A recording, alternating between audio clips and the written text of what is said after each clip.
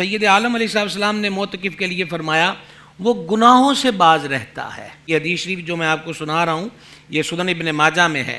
اور فرمایا نیکیوں سے اسے اس قدر ثواب ملتا ہے جیسے اس نے تمام نیکیاں کی. ایک اور دوسری حدیث سماعت فرمائیے جس کو امام بہقی رحمہ اللہ نے شعب الایمان میں نقل کیا کہ سید عالم علیہ السلام نے فرمایا جس نے رمضان کی 10 راتوں میں وہی آخری عشرہ اعتکاف کر لیا تو ایسا ہے جیسے اس نے 2 حج اور 2 عمرے کیے. کتنا بڑا اجر ہے, کتنا بڑا ثواب ہے جو اسے وہاں بیٹھے حاصل ہو رہا ہے. اعتکاف کی فقہاء نے 3 قسمیں بیان کی ہیں, اعتکاف واجب, اعتکاف سنت اور نفلی اعتکاف.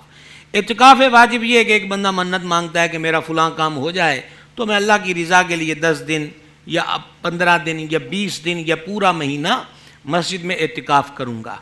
تو جب اس کا کام ہو جائے گا تو اب یہ اعتکاف کرنا اس کے لیے واجب ہے. منت کے لیے یہ شرط ہوتی ہے کہ زبان سے لفظ کہے اتنی آواز میں کہ خود سن سکے. صحیح. صرف ذہن میں خیال آیا کہ یوں ہو جائے گا تو میں اعتکاف پر بیٹھوں گا تو ذہن میں خیال آنے سے واجب نہیں ہوگا یا دیگر منتیں بھی نہیں ہوں گی. دوسرا یہی ہے کہ رمضان شریف کے آخری عشرے کا اعتکاف 20 رمضان کی افطاری وہ مسجد کے اندر کرے. اگر غروب آفتاب کے بعد وہ مسجد میں آیا تو سنت مؤکدہ کی جو فضیلت ہے وہ اسے حاصل نہیں ہوگی. اور تیسرا ہو گیا نفلی اعتکاف. نہ اس کے لیے منت ہے نہ اس کے لیے وقت ہے, بس یہ ہے کہ جب مسجد میں آئے تو کہ میں نے اللہ کے لیے اعتکاف کی نیت کی. یہ عربی میں پڑھتے ہیں نویت سنت الاعتکاف للہ تعالی. جو پہلے اعتکاف ہے واجب اور سنت اس کے اندر روزہ شرط ہے, لیکن نفلی اعتکاف کے لیے روزہ شرط نہیں ہے. اس کے بعد تیسری چیز یہ منت کے بارے میں ہم اپنے ناظرین و سامعین کو ایک گزارش کرنا چاہتے ہیں. ایک تو جائز چیز کی منت مانگی جائے, ناجائز منت کا مانگنا بھی گناہ ہے اور اس کا پورا کرنا بھی گناہ ہے.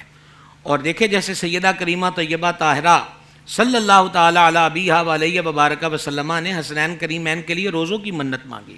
تو کڑے کی منت, چوٹی کی منت, کہیں میں پیدل جاؤں گا یا گھٹنوں کے بل لڑک کر جاؤں گا.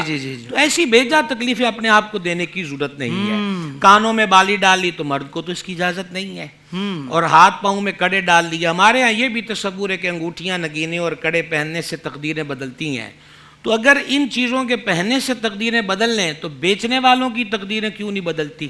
وہ تو بیچارے اسی طرح فٹ پاتھوں پہ اور بازاروں میں ریڑھی چھابڑی لگا کر بیٹھے ہیں. تو میں اکثر یہ کہا کرتا ہوں کہ نگینے سے تقدیر نہیں بدلتی, مدینے میں بدل دی جاتی ہے. وہ حضور صلی اللہ تعالیٰ علیہ وسلم کی نگاہ انور ہو جائے تو پھر کرم ہو جاتا ہے. جس طرف اٹھ گئی دم میں دم آ گیا, اس نگاہ عنایت پہ لاکھوں سلام. زندگی کے تمام شعبوں میں دینی رہنمائی حاصل کرنے اور آخرت کو بہتر کرنے کے لیے ہمارے YouTube channel Islamic digital studio کو سبسکرائب کر لیں اور بیل آئیکن بھی پریس کر لیں. قرآن سے بھی ملاتا ہے ہمارا